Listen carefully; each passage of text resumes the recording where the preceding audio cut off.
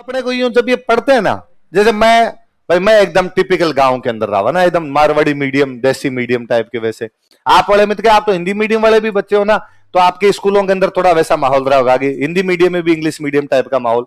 पिछले कुछ सालों में क्रेज बढ़ गया कि बच्चों से स्कूल के अंदर भी हिंदी बुलवाओ। यदि कोई बच्चा मारवाड़ी बोलता है तो स्कूल में भी डांटते हैं। हमारे टाइम में तो वो वैसे चलने वाला था कि मारवाड़ी बोल गए तो मारवाड़ी बोल गए, हिंदी बोल गए तो हिंदी बोल गए। तो मेरे को तो भाई ये इंग्लिश तो सीखी 6 क्लास में आ गई थी। उससे पहले तो 5वीं तक तो कोई लेना देना ही नहीं था। और हम वो वैसे स्कूलों में थे यूं कि 5वीं तक की स्कूल कमरे 2, तो बाकी 3 क्लासें कहां लगी? किंकर के नीचे पेड़ होते, उन पेड़ों के नीचे बाद में क्लासें लगा करती थी, वहां बैठा करते थे। फिर वहां पानी पीने के लिए भी जाना है तो खड़े होकर सीधे कहते बहन जी पानी पी के आऊं। मैडम को कहते बहन जी। हाँ मैडम, हाँ मैडम में कैसे नहीं होता था, बहन जी होता था। बहन जी और गुरुजी, गुरुजी और बहन जी। तो गुरुजी तो हम बोलते नहीं, गुरुजी।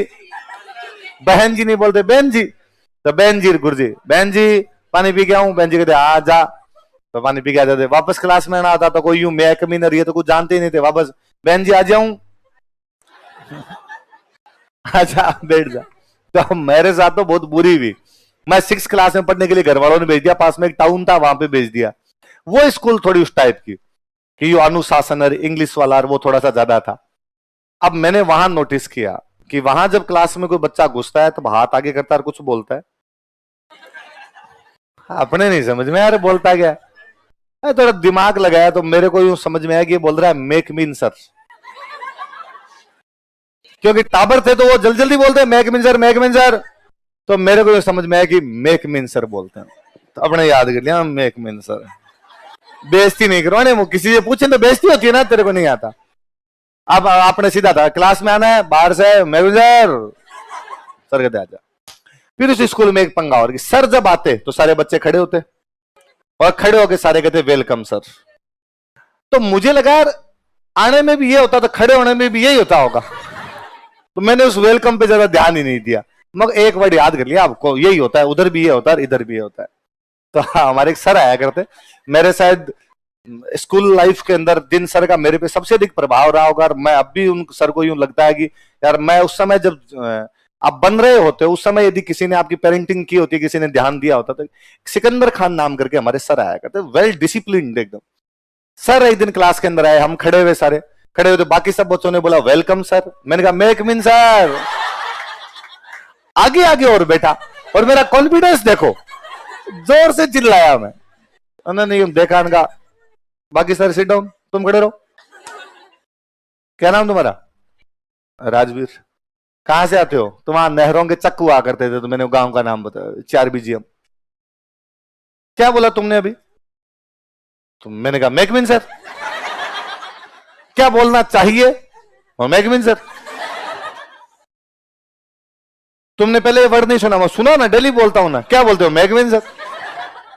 तो पास में मेरे जो पास बैठा उसको खड़ा हो बता क्या बोलना चाहिए? तो उसने कहा वेलकम सर। अब बता क्या बोलना चाहिए? तो वेलकम सर। अब से क्या बोलेगा? Welcome sir. ये जो पहले बोल रहा था ये क्या था? वो मेक मीन सर। ये कब बोलेगा? मैं आऊंगा तब। मैं आऊंगा तब क्या बोलेगा? तो हमारी तो इंग्लिश उस प्रकार की इंग्लिश रही, तो इंग्लिश मतलब इंग्लिश का पीरियड ही नहीं लगता था। थोड़े दिन बाद में इंग्लिश का पीरियड लगाना शुरू किया, तो पूरे साल मुझे याद है ABCD सिखाई। और सबसे बड़ा धोखा तो तब किया उन्होंने जब साल खत्म होने वाला था, तब कहा कि ये तो काम ही नहीं आएगी।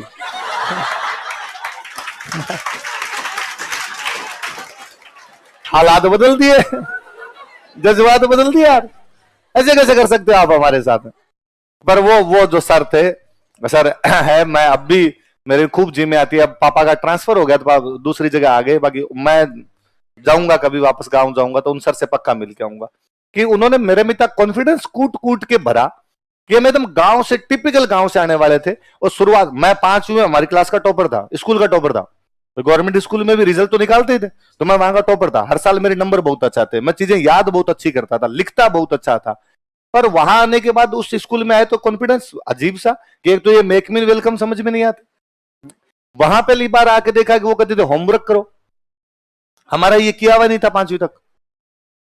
वहां आके हमने सीखा कि बाकायदा एक एक चैप्टर अलग से यूं पढ़ाया जाएगा, और बाद में सर लिखवाएंगे अति लघुत्रात्मक, लघुत्रात्मक ये लिखवाएंगे। और वो वैसे कि पेज नंबर 7 निकालो, ऊपर से चौथी लाइन यदि से शुरू करो, और होता है तक चौथा आंसर है।